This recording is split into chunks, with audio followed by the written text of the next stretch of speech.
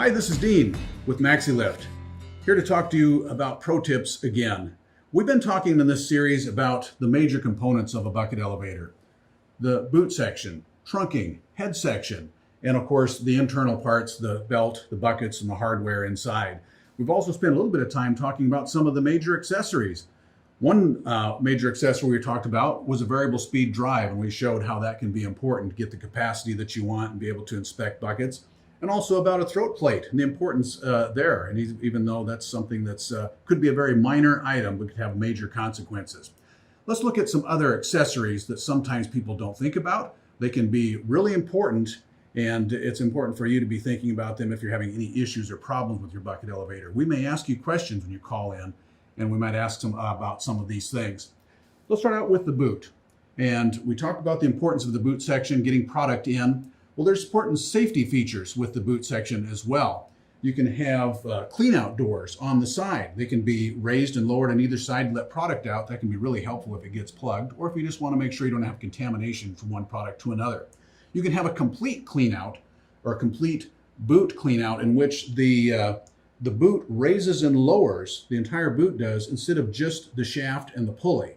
That's a totally different type of boot section, but that's something you might need to consider. Magnets are important. Generally, you're going to have a magnet down in the boot on the inlet if you're going to have it anywhere. Now, some places that's not too terribly important, but even in regular grain facilities, magnets are becoming more important because if you can keep out a wrench or other small piece of tramp metal, it may keep those buckets from being destroyed. Now, oftentimes, a grain facility, the belts and the buckets are so large that a small tool isn't going to be a problem, but you can get some pretty good sized pieces of metal in there, and a magnet is going to help hold those from getting into your bucket elevator in the first place. If you get into other industries where that's more important, for instance, where they're handling food products, magnets can be extremely powerful and can take out very fine particles. But what about some other safety features that you can have on the entire bucket elevator, such as a motion monitor sensor, hot bearing temperature sensors, or belt alignment sensors? Those are going to be really important to make sure that your bucket elevator doesn't have some sort of catastrophic problem. Let's say, for instance, the motion monitor, which normally gets mounted on the boot shaft. That boot shaft needs to be spinning, and if it's not, that means that the belt and the buckets are not going around. If they're not going around, the boot shaft stops. And of course, if you have a motion monitor or a speed switch, it's going to tell you right away. So that's very important. How about belt alignment sensors? If that belt starts moving over side to side a little bit one way or the other, it could start to rub, could cause problems, could cause a lot of damage to the inside of the bucket elevator or to the belt and the buckets.